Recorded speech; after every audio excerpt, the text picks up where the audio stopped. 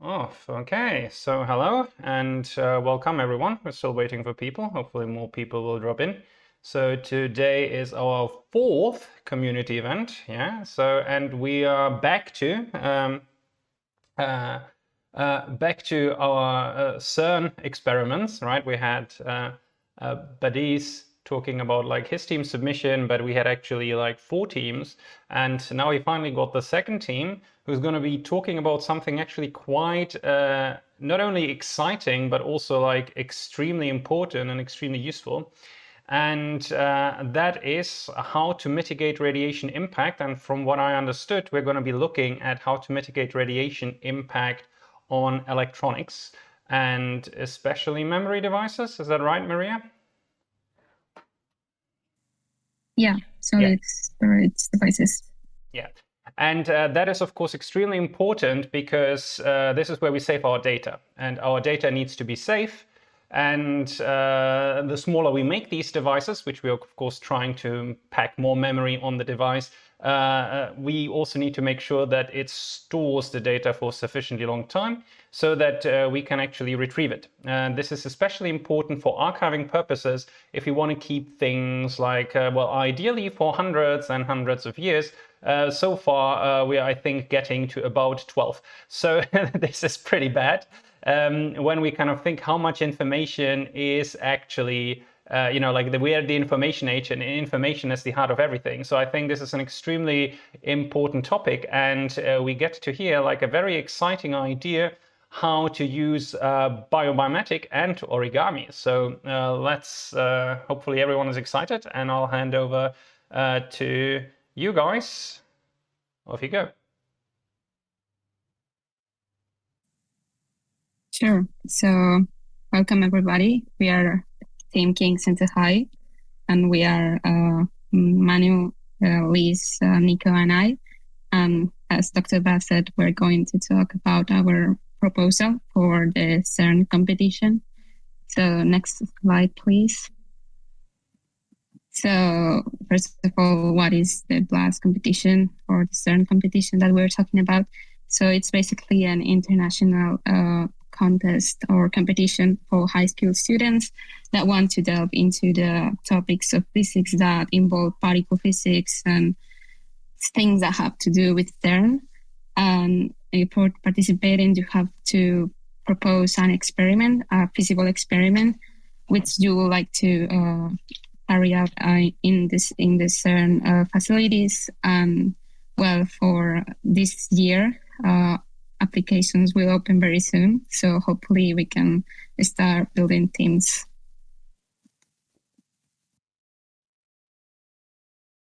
Okay, hi. So our team, since we were formed at our school, is an international team. We met at our online school. That's why our name is King Center High. That's our online school. We all study IB physics at the higher level, and we all were from actually 4 time zones. Manu was in India, Maria, of course, in Spain. I am in the Caribbean, and Niko is in Canada. So our effective collaboration was extremely, extremely important in order to achieve this project. Yeah, so in this talk, we're going to talk about our proposal, but also about tips or techniques that we've learned throughout this process. We say that it's effective collaboration because we've learned a lot, and hopefully for this next year, we know how to manage it better. So to have kind of an image of what we did at the beginning, like when we started with this idea, participated in CERN, we had like extremely different ideas. I mean, we wanted to delve into dark matter and also the Higgs boson. I mean, it was just unrealistic. And our teacher advised us to not go for those topics because, well, we need a feasible experiment. And we actually waited for the last weeks to start writing a proposal. But it was kind of successful. And our experience has given us insights that we will share after the experiment. So, our project, it was investigating biomimetic organic radiation shield design geometries for mitigating transient soft errors induced by cosmic rays in solid-state storage devices. The experiment was essentially to measure soft error rates of commercially available SSDs controlled by a Node MCU microcontroller when exposed to hadron beams from the T9 PS simulating terrestrial cosmic radiation. An SSD is a methodology of storage that differs from how humans have done it quite regularly, which is hi, Manu. Which is to store it on spinning disks. An SSD does it in solid state. And therefore, although it is more stable to impacts or other issues like such, it is vulnerable to transient errors caused by radiation. My teammates will be explaining how we intended to do that. So after hearing this, you're probably wondering why did we ended up with this topic, knowing that we started talking about dark matter and then, well, we ended up with something which is visible. So like the idea came from thinking about outer space and how we are relying more and more in solid state storage devices and that they are exposed to high radiation levels, such as outer space. And we thought that being exposed to those type of radiations is actually causing damage to the exposed microchip, and this produces errors which are known as single event upsets or soft errors. And we wanted to investigate how could we mitigate the impact of that radiation, and thus liberate the use of SSDs.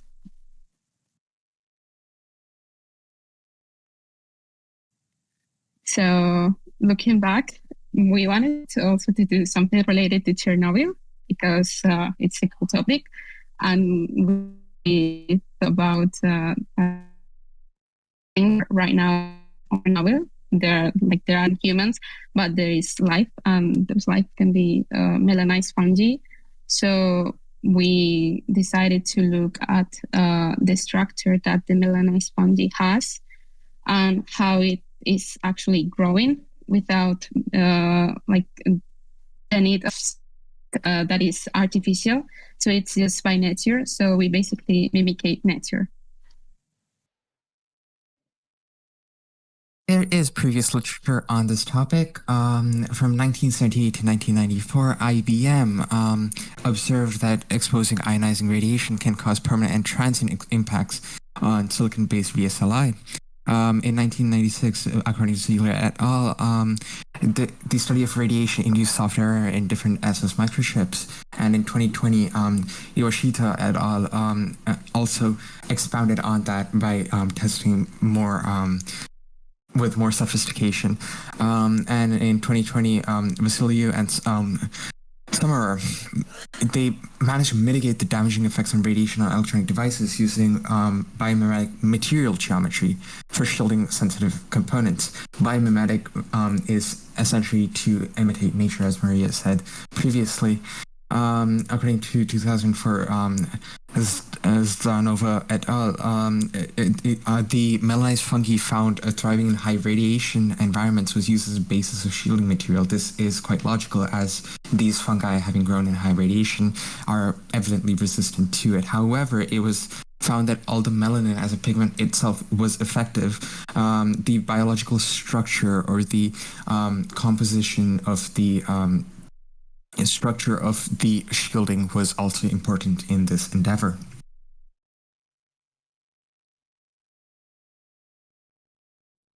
Okay, I just made it just in time. Can you guys hear me? Yep, we can hear you. Okay, awesome. So the main inspiration behind this project was when you have technology in space, one of the problems that you have are that radiation affects it tremendously, right? So we were thinking, how can we mitigate this? And I use the idea. So like as you're going above in the atmosphere, you have different levels of radiation. The higher you go, the more you're exposed to alpha radiation, right? So this alpha radiation can interact with, you have technology on board your space station. And this can cause like a bit to flip from a 1 to 0, causing errors. So there were two approaches you could take to this error. One is to actually implement software to do error checking. Or you could also implement a more physical space, like a shielding, which is what we went for. And we use this shielding to deflect the radiation, protecting the technology and reducing these errors. And we use origami design because the fungi that we use are inspired by Chernobyl, which have been known to thrive in radiation resistance environment. And if you look at microscopic scans of the fungi, their skin looks like a hexagonal fold, sort of. It's called the Miura Ori fold in origami. That's where we take inspiration from origami and fungi to help us. This is a setup for our experiment. You can see the beam, and the beam we have set to imitate the beams that you would have in space. So this is going to hit our origami shield, and we have this connected to our Arduino board. And this board is connected to a SSD storage, which is what is going to interact with the beam. We have a constant read and write circuit, which is going up and down. So every time we sense an error, there's going to be detected and stored in the storage. So we're trying to optimize our shield to minimize these errors. That was our experimental setup very broadly. So other than using this for SSD, this can present more potential applications for this biomimetic shielding. For example, for nuclear plants, we can design radiation-resistant suits by integrating the fungi's structure into the fabric and textiles that make these suits. It could also insulate against solar flares, preventing damage to existing electrical infrastructure, as well as helping in the medical departments by preventing unwanted radiation damage or fine-tuning the dose of radiation that a patient receives. And that brings us to how to work on BL4S effectively. So in general, you want to decide on a topic as soon as possible and try to keep it realistic, as well as having clear objectives and deadlines.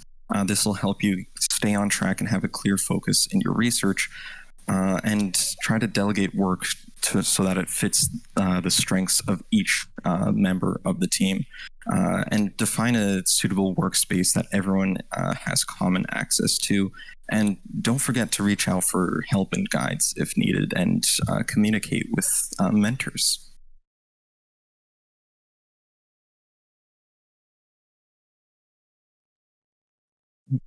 So we'll be taking questions about our project, about any other questions that you might have about BL4S. Awesome, thank you very much. So I'll now need to kind of delegate back here to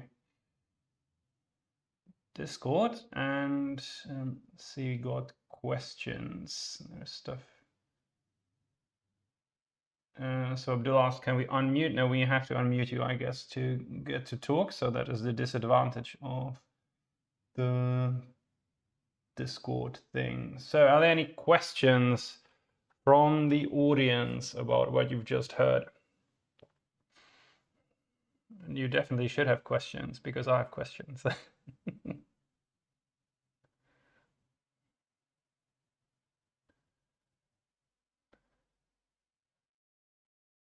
No questions from the audience. Then I'm going to start with my question. So you mentioned, I think that was you, Manu, you mentioned that you want to shield alpha radiation. But should alpha radiation not be actually already shielded by the case of the device? So should you not rather focus on beta radiation? And even that, like beta radiation, would that, I mean, if I'm using like a metallic capsule, should I not be afraid of beta radiation as well? So at the end of the day, it's gamma radiation, and is gamma radiation that dangerous, like for solid state devices? Okay, so why I said alpha radiation, because it was going to be in the animation we used alpha particles to like really big and show like the bit flipping. because it's observed most. But what we have seen is from previous research is the composition of radiation beams that you see in space are a combination of alpha, beta, and gamma particles.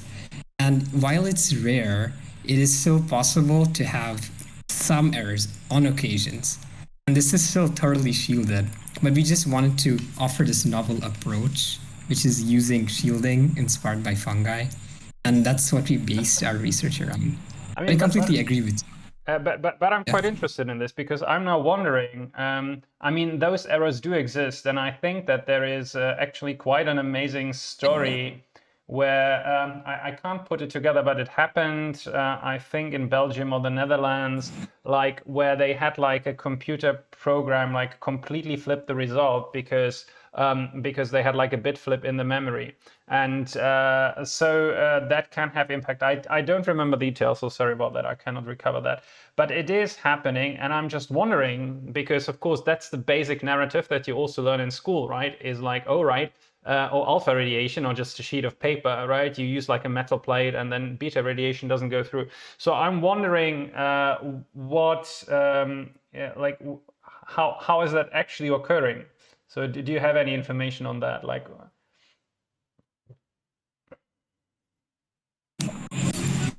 I think I heavily relied on like previous research for like this sort of information. I also took note of like you have solar flares radiation, like electromagnetic radiation from the sun, and all sorts of like combined things you have, all the feedback in space. I really took most of the effort into this. I think it's a pretty good point you're bringing up. Most of it I took from previous research, so I think that's something I could have improved on. Yeah, like as I said, it's not, I mean, it's obviously happening. It's just that kind of the simple narrative that we're usually being told is not enough to actually explain what is happening. So I'm thinking about like cloud chambers. What you're actually looking at are second radiation products.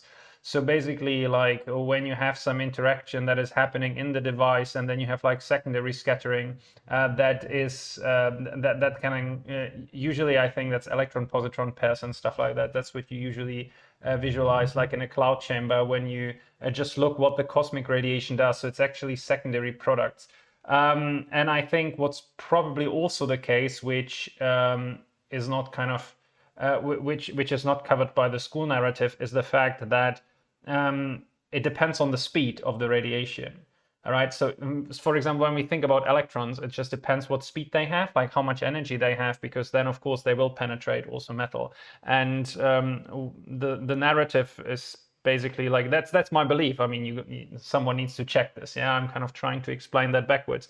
Is because like you're just looking at naturally occurring radiation, right? Radioactivity that we have like in our elements, and for that, yes, if you have a metal, thin metal plate, then it's going to be enough to shield the electron. But if it's a high energy electron, it will just go through. And then the other question is neutron radiation, which I mean, I actually do not know how much that is occurring in space. Because they should be mostly charged particles when they come from solar flares, and neutrinos, of course, but hey, neutrinos, they don't do much. So yeah, I think it's actually an interesting question to understand why this is happening at all. Okay, so do we have other questions, meanwhile, from the audience? And I would reckon you should be asking questions how they actually made it possible. Because I think that is the hardest task on all these competitions when coming together as a team. So I'll start from Abdullah's question. Yes, biomimetic origami designs can be inspired by natural biological structures like DNA or cellular membranes, but there's no current research that suggests that is the only way to increase effectiveness. So it's unclear what the effect of, saying, building an origami structure in the form of a cellular membrane would really do. The structures that were observed by Zadovna in 2008 were more human engineered. And how do these designs compare to traditional shielding materials in terms of weight, flexibility, and cost effectiveness? So in terms of weight, it will certainly be lesser, since again, it is a biological, it's biological matter, and it has inherent properties that, say, a large piece of lead or water shielding would certainly be heavier. And in terms of cost effectiveness, I unfortunately could not find any data to say that it's more or less cost effective than the current shielding systems that we have. So that is something as an extension to be researched. Does anyone want to take the second question? I mean, I should also add, you can ask question. You just need to raise your hand, and then we need to unmute you. Like, you can't unmute yourself. You That's take what it. I'm I mean, not really mine. Okay, fair enough. Wait. As wait, you got. Okay, sure. Yeah. As solid-state storage has continued to evolve with increasing storage capacity miniaturization, how can biomimetic Origami radiation shield design be scaled to accommodate these advancements? The shielding, again, the exact implementation of the shielding, it would take significantly more industrial research by actual manufacturers of these products in order to be scaled in an accurate way. But I would reckon that while mimetic organ shield design can be implemented in very small structures, as the engineering of an origami design itself is, although done in somewhat of a macro scale, it can be made smaller. I don't know whether I'm describing this exactly or to the correct to the question specifications, but in my limited knowledge of the previous data that I've read, yes, it can be scaled. And how is, again, a topic of research that is beyond me right now. I'm pretty sure that you would need a lab and a particle accelerator for that to simulate it accurately. What are the limitations possible for integrating origami shields into emerging technologies like generative AI and next generation data storage? So AI can be certainly used to create more creative designs for the shielding, as well as to advance shield design beyond what humans can creatively think up on their own. And next generation data storage, I would ask you what next generation data storage you're mentioning. Like, are you talking about DNA-based data storage that Bill Gates was recently funding, perhaps? The limitations that I could foresee in the future is that it could be not appropriate for every single storage use, as it is biological matter, and in areas where you may not want any interference with that, it could possibly be an issue. But with possibilities, I could see a much more lightweight shielding, reducing soft errors, especially in spacecraft, as Niko, my teammate, said, as spacecraft are especially vulnerable to this. They're unshielded by the Earth's magnetic field when they leave for deep space areas. And I would really like one of my other teammates to take the next one. But hang on, before we move on to the I next could question, go. Hang on. Is it the structure of the fungi that provides effective shielding? Okay, or hang is on, it because... hang on a little bit. So that we have also some more interaction. So Abdullah, do you want to kind of ask follow-up questions on this? Because kind of you wrote kind of a lot of text. You could have just raised your hand and then asked your question, right? So I say it again. People, you can speak, but because of the setup that Discord has, you have to kind of raise your hand and then we have to unmute you. We can't, you can't speak by yourself, if that makes sense. So Abdullah, do you want to kind of ask some follow-up questions or discussion based on the answers that you've received? Don't type speak, just raise your hand. Okay, you have some mic issues on Discord, then you will have to type, I'm afraid. Okay, so maybe while Abdullah is typing, we can kind of take Sanya's questions. Sorry, yeah, go on, guys. Great, thank you. Is it the structure of the fungi that provides effective shielding, or is it because of the chemical composition or a mix of both that you decided to mimic that in order to create the shielding device? So when I was looking at the Chernobyl fungi, the two most interesting things I noted was the shape the shape has like this sort of hexagonal tile, which you notice in like beehives and like, I don't know. I only know beehives anyway, but it's very similar in origami, right? So you have this fold. Okay, I don't have any origami in my desk. Also would have showed you, but it kind of compresses, and you use this extensively in space, especially for solar panels. They're folded, they're compressed, and they can stretch. I think that was also found the same thing in the mushrooms, and I was like, okay, that's pretty cool. So that's why I use the origami, and that makes, I'm assuming that the design that the shield has of the fungi, the structure of it has a lot to do. I hadn't took much into consideration the material itself. I looked into if I could create some sort of melanized paper with sort of just the outer shielding of the mushroom, and I figured that would be probably really silly. But if I were going to CERN, I would definitely mess around with that. I would try and like cover it with the mushroom, the melanized material that was on the mushrooms. I looked into it, and there is apparently some you can buy on the market. I was considering this, but I figured the structure itself was interesting enough to mention in the paper. So yeah, I hope that answers your question. I mean, I have a follow-up question on that. So how is that structure combined with the molecule? I mean, yes, the molecule, again, I don't know how it works exactly, but obviously it will be able to absorb like radicals probably like pretty well. I mean, that's what I would expect the melanin to do. But like, how is this honeycomb structure that you mentioned, how is that actually helping to reduce the radiation? So is there an explanation for this? I think we put a diagram in the PDF where, like, can you go back to the setup? Go back. Okay, you did not put the diagram. Never mind. Okay, so but there's this diagram. Let me see if I can get the diagram for you. Let me see if I can get that. Yeah. Just pull it up.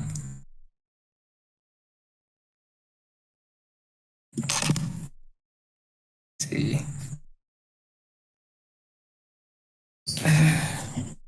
So I'm assuming the structure has most to do with it.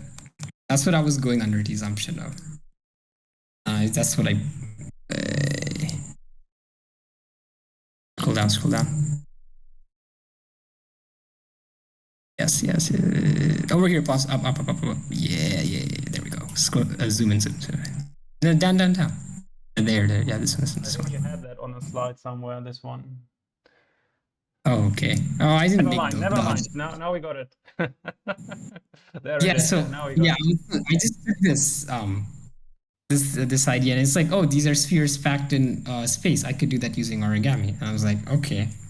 And so that's what I took inspiration from. I was like, okay, the shape has got something to do with it. That's what I'm going off the assumption of. I'm not entirely sure how it works, but I thought that looked pretty cool. Is it like, so is it maybe like maximizing like the surface area, like how the molecules, the melanin molecules are arranged so that they cover like most surface area, and that kind of maximizes the absorption rate? Yeah, I think so as well, because the Miura Ori folding technique is also the most efficient in terms of like compressing the space. So I think that definitely has something to do with it. This is an interesting area to research about. Okay, so do we have other questions? There is something again in the chat. Okay, so Abdullah has maybe I'll read it out this time. So he said, so I had one more question. Moving from theoretical origami designs to practical radiation shielding solutions can be challenging. What are the key translational hurdles, regulatory considerations, and industry adoption barriers in implementing bio-mimetic origami shields for solid-state storage devices? How can these challenges be addressed to make this technology viable for commercial use, and any plans for submitting as a paper in the future? I'll comment on that a bit, but I'll let you go first. I'd be happy to answer this. So for moving from theoretical origami designs to practical radiation solutions, the translational hurdles, first of all, would be to actually prove that it works. We'd need to consider multiple structures for these origami designs, how we can produce them, and then after that, we'd need to assess them for their effectiveness and whether it would be viable in producing it without significant cost, for example. And then after that, the regulatory considerations would be certainly I mostly of the American system, so I'll probably be referencing American agencies. I apologize, but like the FDA or other other HHS regulators who would want to make sure that this fungi is safe for humans to be around. First of all, and the second thing would be to consider how it would affect health and whether there's any risk to other organisms as well. And then the industry adoption barriers would essentially be selling it to companies as a worthy investment. We do need to make sure that these are profitable for companies to implement into their devices. And with the way that the computer market is today, SSDs and other solid-state storage devices are selling pretty well, and they're becoming cheaper. So would companies who produce this, like Kingston, be willing to implement this type of shielding at least some extra cost, or would this be a more industry level application for companies that, or for implementations that depend on data integrities, like elections, for example? The example in the Netherlands, where one computer bit flip caused a few thousand votes to be added to a candidate accidentally. And how can these challenges be addressed to make this technology viable for commercial use? Well, the first step, again, is to do the actual research. This is merely a proposal paper that we intended to submit to CERN. The actual challenges, starting from the beginning, would be to actually produce this, convince a lab to allow us to use their devices to test it, and then based on that test to write a paper. And then after that paper was written, we need to look into production methods and convince companies to, at that point, sponsor it to facilitate commercial use. And any plans for submitting a paper in the future? Honestly, we have not thought about that. We do live multiple hours apart. Manu and I have a distance of approximately 18 hours by flight. So I don't think it would be the most sensible right now to convert this into a paper, plainly because we don't have the capability of collaborating in an actual lab. I live on an island. There's no labs here. So yeah, that hopefully answers your question. I mean, I want to comment on this a little bit. I think the biggest challenge, okay, I can only talk based on my understanding, right? So please correct me if my understanding is not correct.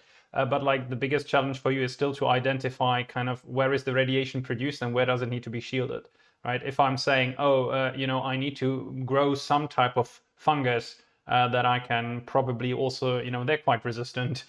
Fungi are very resistant.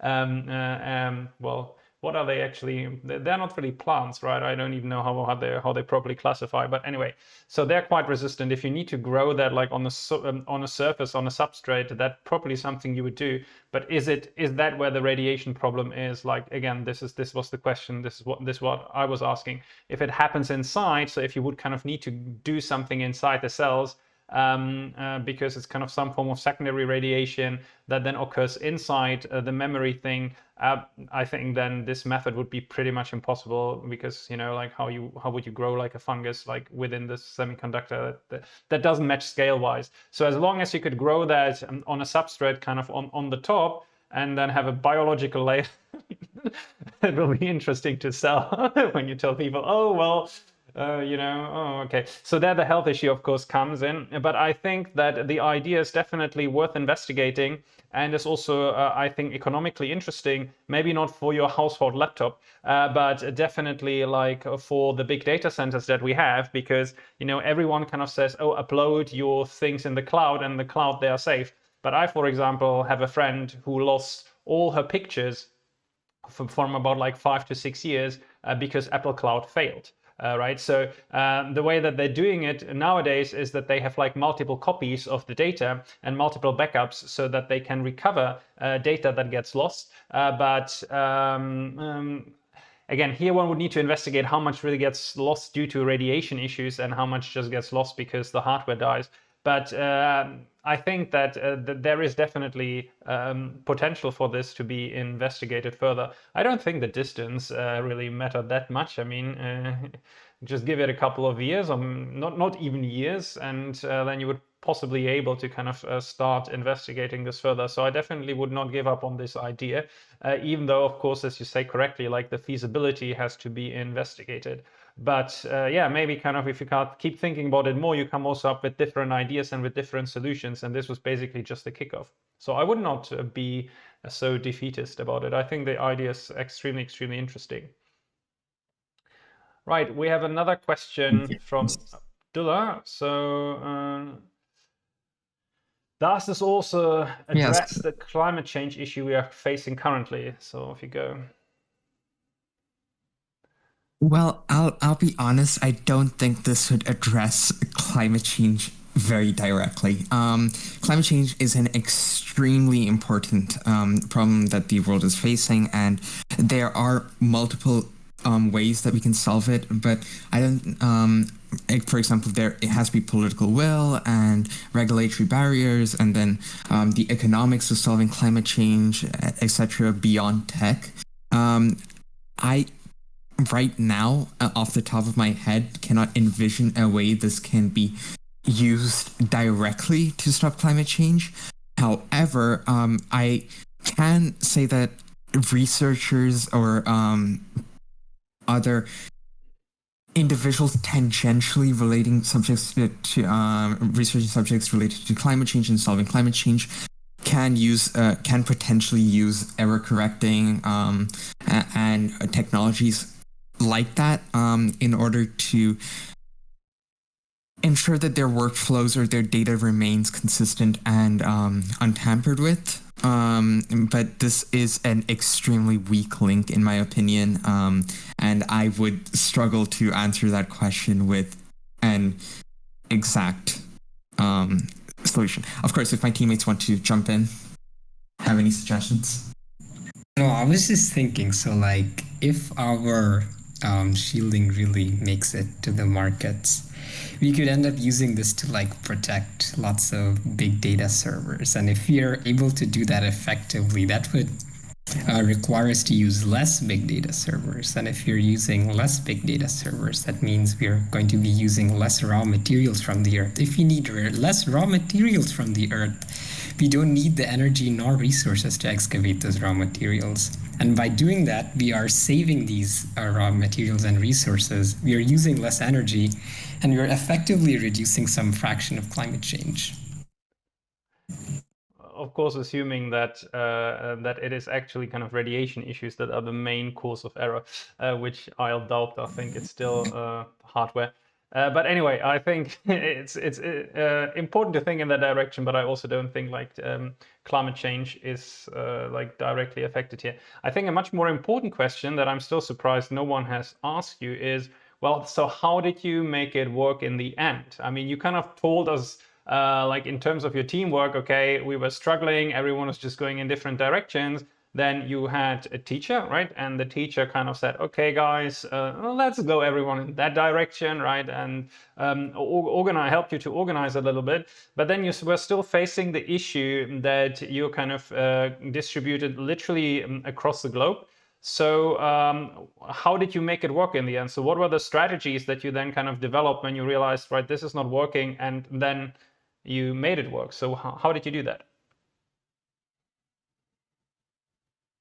I mean, if one of my teammates want to take it, I'm be happy to. So the issues that we faced were mainly with time zone, and well, for example, it would be 4 a.m. in the morning for me when it would be 8 a.m. or 9 a.m. for Maria, and like 3 a.m. for Niko, and it was rather a mess. So what we ended up doing was we ended up, first of all, splitting the work. And so that we could all work somewhat independently of each other, and we had collaborative areas where we would follow generally UK time since that's what our school runs on. And so it was a time zone that we all could keep up with, seeing that our watches and our clocks were already set to that time zone, so that we could access the so that we could talk to each other and we could access each other's research and have other them to explain it around to us. We generally didn't do it super early in the morning for us. We didn't do it like 8 a.m. UK time, but we did it after school so that it would generally be somewhat in the morning for me and Niko, and then for Manu in the night, and for Maria in the afternoon. So that we found at least a couple of hours of collaborative time. Along with that, we had our own Discord server where we would post data and we would post ideas, which people could respond to it in their own time, which helped significantly in the collaborative process, since it was not limited by when one of us was awake. Instead, it would be posted there and then someone could respond and we could respond on our own time, essentially. I hope that answers it. Yeah, I think that these are important ideas. So are you planning now to do another one? Are you going to be tackling another one next year? BL4S? Okay. I just want to say before we go, I want to say I'm sorry for being late. Super unprofessional. But I made it just in time, so that counts. Yeah. Okay, I was muted, so therefore, like, you didn't hear my question. So I'm going to ask my question again. So thank you. First of all, thank you very much for answering this question. I think there are like lots of good, important, and interesting ideas that you mentioned, kind of how to make this work. And now my question, so are you going to be doing, like, now that you have the experience how to make it work, how are you planning to do another one? Like another competition? Sure. So right now we don't have any current plans to do another competition, though it is certainly open on the table, and hopefully we will be better planned for the next one. Okay, awesome. So are there any more questions? Raise your hand or type into the chat. Are there any more questions? I'm not seeing anyone raising their hand. I'm not seeing anyone typing. Okay, thank you very much. I think this was a really exciting project. I congratulate you. I mean, I feel like this is like a really clever, ingenious idea, kind of, that is definitely worth investigating and to kind of try out and to explore, which you did. So thank you very much for sharing your project with us, and for kind of, once again, spreading some tips, kind of how to manage that. What I think, and I think I'd like to make the point here, that this is now different to Bedi's strategy, so Bedi's team strategy. So here, there it was kind of like Bedi's mostly working together with his friends from school who were local. This is where they kind of help the meetings. And then he always kind of tried to communicate with the rest. And then, of course, they had to distribute like the work, and they tried to minimize meetings. I think this is probably something that you were trying to do as well. But here we kind of see a much more kind of stronger. So here we do not have like a central leadership, at least that occurs to me, the way that you're talking, that one said, oh, you know, I'm going to be making all these decisions and I'm going to coordinate everyone. But you managed to kind of coordinate yourself. So I think this is also a successful model, but you always have to see kind of what works with everyone. So it's great to see that we have a similar problem, various different time zones. In your case, even more difficult than with Bedi's, because there is no common people like at one place. And I'm still amazed that some of you actually can do a school at UK time. I mean, I'm very impressed. Because for some of you, this means just kind of like literally getting up like, like 2 or 3 a.m. So crazy. Anyway, so thank you very much for your talk. Thank you very much for the audience and for Abdullah asking kind of lots and lots of interesting questions. And thank you very much for answering and having that patience.